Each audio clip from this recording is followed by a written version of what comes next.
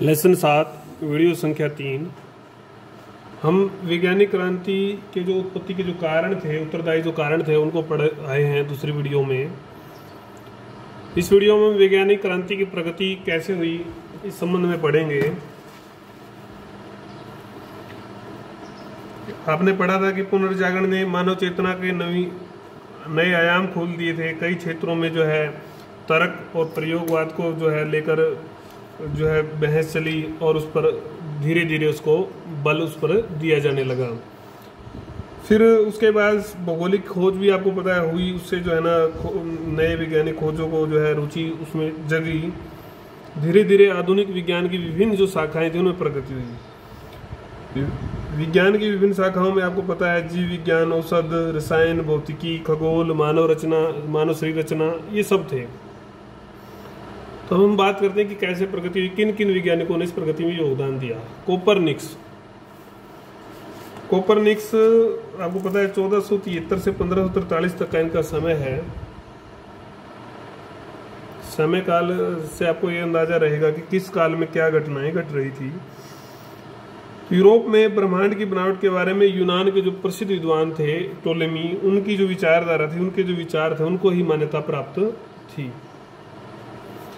कि पृथ्वी जो है समुद्र के मध्य में है और विश्व के केंद्र में जो है स्थित है। ये भी उनका विचार टोलेमी का था। और सूर्य तथा अन्य ग्रह जो हैं पृथ्वी की परिक्रमा करते हैं और सभी जो तारे हैं वो अपनी जगह आसमान में स्थिर है। ये इनका सिद्धांत, विचारधारा जो थी, स्थिर है तारे। टालेमी का जो ये सिद्धांत था, इस पर जबरदस्त जो है प्रहार जो है किया वो पोलिश जो विद्वान थे कोपरनिक्स, उन्होंने प्रहार किया। प्रहार कर उन्होंने 30 साल जो है कोपरनिक्स ने लगाए थे ऑब्जर्वेशन में। ऑब्जर्वेशन मतलब प्रेक्षण, निरीक्षण जो है वो करते थे ग्रहों की स्थिति का, चाल का, दिशा का। तो अत्यंत साधारण उपकरण थे उनके, कोई उस समय विज्ञान में इतनी उन्नति नहीं हुई थी। साधारण उपकरणों से इतना लंबा समय उन्होंने एक तप किया, एक विशेष जो है 30 साल कोई थोड़ा समय नहीं होता। तो उन्होंने जो आकाशीय पिंड थे उनका प्रक्षेपण किया उन्हीं साधारण उपकरणों से और एक निष्कर्ष दिया उन्होंने। फिर निष्कर्ष क्या था कि पृथ्वी सूर्य के चारों ओर घूमती है और अपनी ही दूरी पर घूमती है। पृथ्वी ही एक जो है ग्रह मात्र है और अन्य ग्रह भी जो है, जो सभी ग्रह भी जो है वो भी सूर्य की ही परिक्रमा करते हैं। ये नई विचारधारा, नया जो है सिद्धांत आया। हालांकि जो कोपरनिक्स ने शुरू में जो है इसको गुप्त रखा, क्योंकि वो चर्च का जो उत्पीड़न था, चर्च का जो भय था, उससे वो डरते थे और उसके कारण से इन्होंने इन चीज़ों को नहीं निकाला। लेकिन उसके बाद उन्होंने एक अपनी जो पुस्तक वो लिख के गए थे, अपने शिष्यों को सौंप गए थे, आकाशीय पिंडों के परिक्रमणों के बारे में। एक पुस्तक थी उनकी। इस पुस्तक को जो उन्होंने शिष्यों को दिया प्रकाशन के लिए, तो इसका प्रकाशन जब हुआ तो इसने जड़ें हिला दी, एक नया जो है एकदम हिला दिया। जो पुरानी विचारधारा थी, परंपरा थी, सिद्धांत थे, और विज्ञान की खोज में, वैज्ञानिक क्रांति में एक जो है नया जो है आमूल जो है मोड़ आया उस समय में। उसके बाद फिर आते हैं हमारे जोनार्दानो ब्रूनो तथा टाइको ब्राहे। जोनार्दानो ब्रूनो की अगर हम बात करते हैं, कोपरनिक्स के सिद्धांत को विकसित करते हुए ब्रूनो ने दृढ़तापूर्वक कहा था, इसके सिद्धांत को ही उसने मान्यता देते हुए, विकसित करते हुए और दृढ़तापूर्वक जो है अपना विचार रखा। वो विचार क्या था कि ब्रह्मांड की कोई सीमा नहीं है, न तो इसका केंद्र पृथ्वी है, न पृथ्वी है केंद्र, न सूर्य है, ये असीम है। ब्रह्मांड जो है अनगिनत तारों का समूह है और इन तारों के आसपास ही उनके जो ग्रह है वो घूमते हैं, वो चक्कर लगाते हैं। ये उन्होंने सिद्धांत दिया। ब्रूनो के इस साहसिक विचार की अब विज्ञान ने पूरी तरह से पुष्टि भी कर दी है।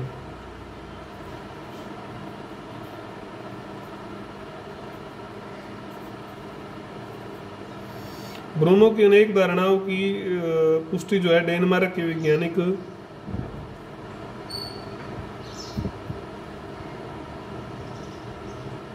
टाइको ब्रूनो ने भी की। उसने राजाओं की सहायता से पहली बार ऐसी वेधशाला का निर्माण किया। वेधशाला मतलब एक प्रकार से लैब थी वो, जिसमें ऑब्जर्वेटरी थी, जिसमें सही अर्थों में वो वैज्ञानिक थी, उपकरण उसमें अच्छे थे, आधुनिक थी, राजाओं ने इसमें सहायता दी थी। इसमें क्या होता था, प्रेक्षण होता था, ऑब्जर्वेशन होती थी ग्रहों की चाल की दिशा की, वही काम जो होता था। उसने अपने अध्ययन किया, जो उसमें रिजल्ट्स आए, जो परिणाम आए, उनकी दिशा के बारे में, उनकी स्थिति के बारे में, उसका सारा खगोल का जो रिकॉर्ड है उसका संग्रह आज भी हमें मिलता है। तो ये इन दो वैज्ञानिकों ने इस सारे में अपना योगदान दिया, आगे से आगे सिद्धांत को विकसित करते गए। फिर जोहान्स केपलर आते हैं। केपलर जो थे टाइको ब्राहे के शिष्य थे तथा महान प्रोटेस्टेंट वैज्ञानिक थे, प्रोटेस्टेंट थे और टाइको के ही शिष्य थे।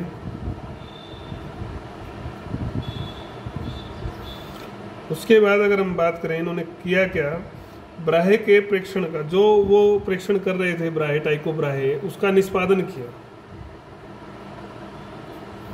और जो विज्ञान के लिए बहुत मूल्यवान, वैज्ञानिक प्रगति के लिए, खोजों के लिए बहुत मूल्यवान सिद्ध हुआ। केपलर ने क्या पुष्टि की कि ग्रह अपने सूर्य के चारों ओर, ग्रह अपने तारे के या सूर्य के चारों ओर घूमते हैं, परिक्रमा करते हैं। और कैसे करते हैं, निश्चित कक्षाओं में, निश्चित जो कक्षा हैं, ऑर्बिट हैं, उनमें ही वो गति करते हैं। ये उन्होंने दिया सिद्धांत। ये कक्षाएं कैसी हैं, दीर्घवृत्ताकार। कई बार साइंस के कंपटीशन में एक क्वेश्चन आ जाता है, कैसी हैं वो, दीर्घवृत्ताकार, एलिप्टिकल हैं।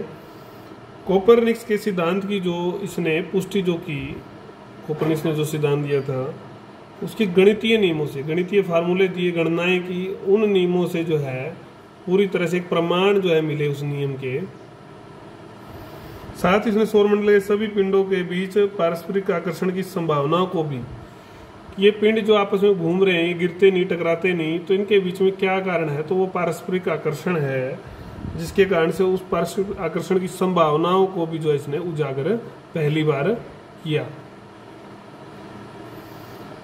तब इससे पृथ्वी तथा अन्य ग्रहों के लगातार गतिशील रहने का संभावित कारण बताया। आगे जाकर न्यूटन के जो गति के नियम थे, गुरुत्वाकर्षण का जो नियम था, उसने इसको पूरी पुष्टि, उसको पूरा प्रमाण दिया था। फिर गैलीलियो की बात आती है। गैलीलियो आपको पता है दार्शनिक भी थे, गणितज्ञ भी थे और खगोलविद भी थे।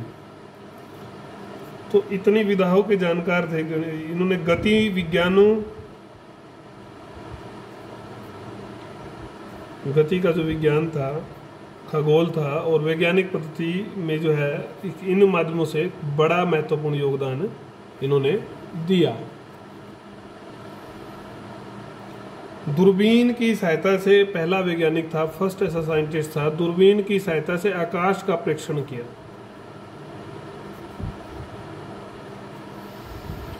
देखी जो दूरबीन की सहायता से जो देखी जा सकती थी 30 गुना आवर्धन, मतलब 30 आवर्धन होता है बड़ा साइज करके जो देखा जाए, 30 गुना आवर्धन का जो है उन्होंने किया, आकार प्राप्त कर लिया था।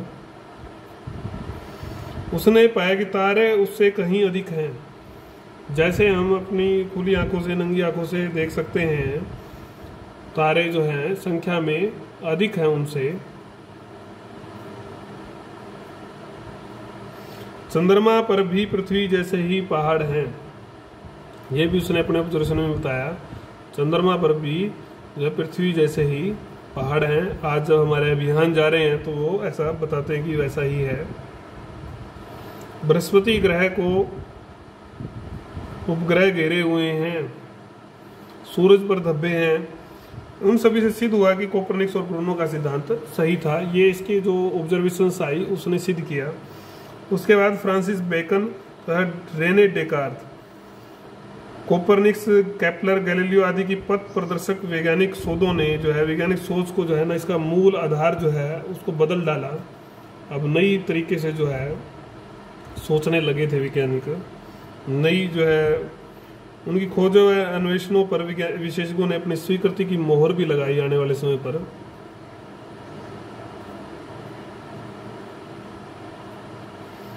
अब मामला था कि जन साधारण तक ये कैसे पहुंचाया जाए।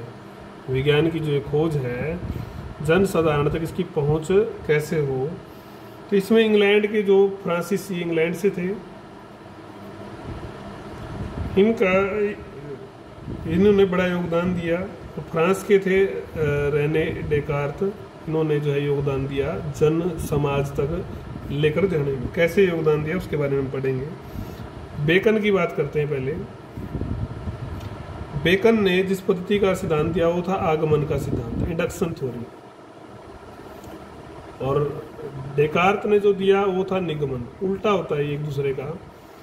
तो आगमन क्या था कि विशेष जो चीज है, पार्टिकुलर जो ऑब्जर्वेशन है, किसी विशेष सिद्धांत को लेकर सामान्य सिद्धांत की ओर बढ़ना, इसको हम बोलते हैं आगमन का सिद्धांत।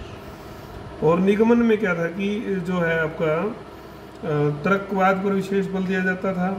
ज्यादातर जीव विज्ञान, शरीर रचना विज्ञान, भूविज्ञान जैसे विवरणात्मक विज्ञानों में इसका प्रयोग होता था। शुरुआत जो है निर्विवादित सुक्तियों से, मतलब सरल जनरल से लेकर जो है कर्मिक चरणों से होते हुए जो है सत्य तक पहुंचा जाता था। ये इनका सिद्धांत था निगमनात्मक।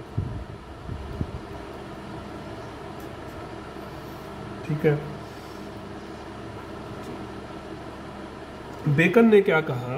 बेकन ने कहा कि ज्ञान की उपयोगिता ही, ज्ञान की जो उपयोगिता ही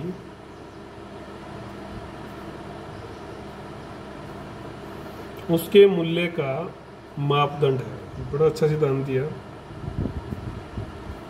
साथ में क्या कहा कि घोषणा की कि ज्ञान का उपयोग मानव जाति के विकास, व्यापार, उद्योग, कृषि, इन सब को उन्नत करने में जो है, इनकी उन्नति में इसका प्रयोग जो है होना चाहिए। स्वयं राज्यों को जो है वैज्ञानिक संस्थाओं की जो स्थापना करनी चाहिए। ऐसा विचार जो इसने दिया बेकन ने।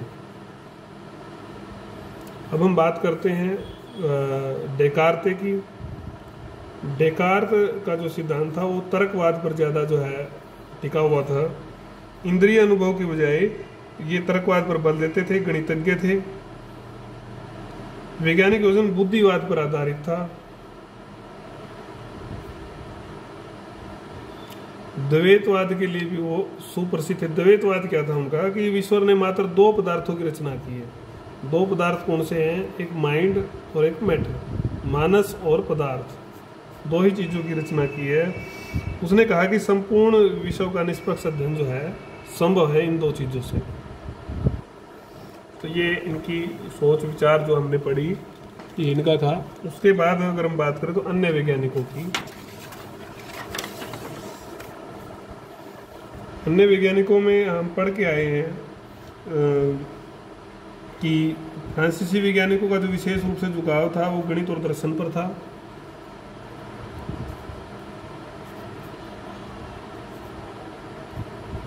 और इंग्लैंड के जो लोग थे, इंग्लैंड के जो वैज्ञानिक थे, उनका जो झुकाव था वो इंद्रिय अनुभव के आधार पर था। चलो हम बात करते हैं। तो अगर वैज्ञानिकों में इंग्लैंड के जो विलियम हार्वे थे, विलियम हार्वे ने रक्त परिसंचरण, ये हम पढ़े आए थे पहले भी, रक्त परिसंचरण के ऊपर जो है काम किया था। रसायनज्ञ रॉबर्ट बायल जो थे, उन्होंने आपका जो है बायल का नियम दिया था वायु पंप के प्रयोग के आधार पर। वायु पंप के प्रयोग के आधार पर जो बायल का नियम दिया था वो। उसके बाद अगर हम जीव विज्ञानी रॉबर्ट हुक की बात करें,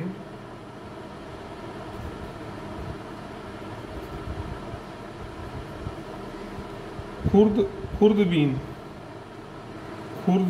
जिसको माइक्रोस्कोप या आप सूक्ष्मदर्शी बोलते हैं, उसकी जो है इसने खोज की थी। साथ ही जो पौधों में कोशिकीय संरचना है, इसका भी इन्होंने ही पता लगाया था। तो ये सेलुलर जो स्ट्रक्चर था उसकी इन्होंने खोज की। ऐसे ऐसे काम अन्य वैज्ञानिकों ने किए। तो जब ये सब काम हो रहे थे, विज्ञान का जो प्रसार जब बढ़ रहा था, तो राज्यों ने और वैज्ञानिक क्रांति ने, इन खोजों ने जो राज्यों को जो है प्रेरित किया कि संस्थाएं स्थापित की जाए। राज्य प्रेरित हुए, उन्होंने संस्थाएं स्थापित की। 1660 में रॉयल सोसाइटी ऑफ लंदन स्थापित की गई। रॉयल सोसाइटी ऑफ लंदन सबसे पहले ये। फिर 1666 में पेरिस में लुई 14वें में जो है फ्रांसीसी रॉयल अकादमी की स्थापना हुई। इसी तरह से 1701 में बर्लिन अकादमी की, जर्मनी में। तो इस प्रकार से वैज्ञानिक जो है प्रगति होने लगी थी, और राज्य सरकारें ये मानती थी कि आपस में भी सहयोग जरूरी है। आपस में अगर वो सहयोग करेंगे तो नई रिसर्च जो है, नए शोध करके हम मानव जीवन का और जो है सरल बना सकते हैं और उपयोगी चीज़ों को बना सकते हैं। फिर न्यूटन, हमने भी पढ़ा था, बेकन और डेकार्त के जो है ना, इसने उनके नियमों का, उनके सिद्धांतों का उपयोग भी किया और आलोचना भी की। प्रसिद्ध वैज्ञानिक थे, प्रतिभाशाली वैज्ञानिक थे। प्रकाश विज्ञान जो था, प्रकाश पर शोध किया इन्होंने, प्रकाश पर शोध कर, और इस विज्ञान को, इसको विज्ञान बना दिया और इसको भौतिकी विज्ञान के अंतर्गत स्थापित कर दिया। और काम क्या किया उसने? आकाशीय जो पिंडों की गति थी, ग्रहपथीय गति थी, ऑर्बिटल मोशन, इनके ऊपर उनकी जो प्रसिद्ध रचना है, 2 नंबर में आ जाए तो कहीं 2 अंक में क्वेश्चन आता है, ये प्रिंसिपिया मैथमेटिका। ये 1687 में लैटिन में प्रकाशित हुई थी।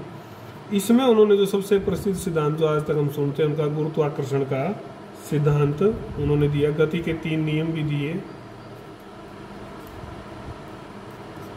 विश्व व्यवस्था की एक सामान्य व्याख्या रखी उन्होंने, और उसमें कहा कि जिसे गुरुत्वाकर्षण और गतिशीलता के नियमों के संदर्भ में समझा जा सकता है। विश्व का संचालन सरल प्राकृतिक नियमों के अनुसार होता है। भौतिक विज्ञान के अतिरिक्त ज्ञान के प्रत्येक क्षेत्र को प्रायोगिक गणितीय विधि के अनुसंधान करने का मार्ग दिखाया। आधुनिक विज्ञान की नींव रखने में इनकी बड़ी भूमिका रही। ऐसे ये अन्य अन्य वैज्ञानिकों के बारे में, संस्थाओं के बारे में हमने पढ़ा।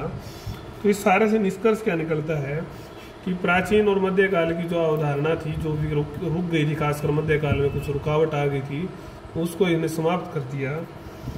और बहुत सारे वैज्ञानिकों ने योगदान दिया। कोपरनिकस ने, ब्रूनो ने, केपलर ने, गैलीलियो ने और न्यूटन ने इसको शिखर पर पहुंचाया। इस प्रगति को पुख्ता नींव जो है स्थापित हो चुकी थी अब तक, और धीरे धीरे फिर संस्थाओं का निर्माण होने लगा, विज्ञान को देश बढ़ावा देने लगे। एक नया समुदाय जो है इन प्रभावों को स्वीकारने वाला भी पैदा हो गया कि इन चीज़ों को स्वीकारने वाले लोग भी तो चाहिए थे। एक समुदाय का उदय हुआ।